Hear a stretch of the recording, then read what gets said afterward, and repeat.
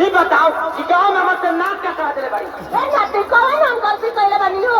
ये काम नहीं कि कई लोग कहता कि 3 महीनों की तरह मेहनत करे का नाती मार के तो गबर तू देला तब तो दे 3 महीना पहले क्या होता नाती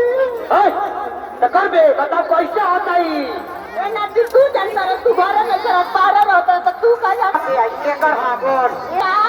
फोन से लइका होला कौन सा लड़का ने 3 पे लड़का हो जाता है कौन सा लड़का हो तार मौसा आई वाले फोनवा में का ये हमारे के जिए ना देबे घर के लगा जा ना मन गई अरे बाप रे अरे दादा रे आगे करा के आगे नाती तू मारा तू देखो ये भौजी मारा बताओ देखो माफ कर देगा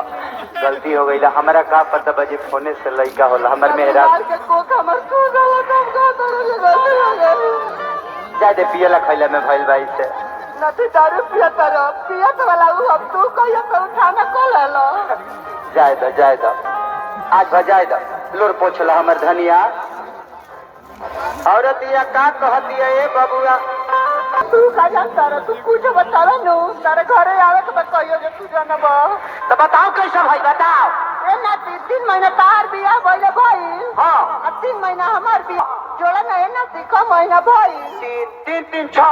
ए नाती अब 3 महीना का लइको ना भइल नाती 9 महीना ना भइल मार के हमार गटर टूट गेल हे भगवान जाहे तो हमार धनिया माफ कर दिया हमारे पते न रहला आज मारो नाती बिना भाई को बोलवा के बेदर दिया के संग काल चौड़ फोड़वा दे तनी फोड़वाई दे और टूटा फा दे बाप रे जो अपना भाई क्या जो भाई की हाँ सब समूह बाबा कराओ तो चलो नाती तार दे बिहान एकरा भाई के बोला के एकरा माइक से भेंट करवा दे हाँ तबे ही मानी हाय बबुआ औरतिया का कहतिया हो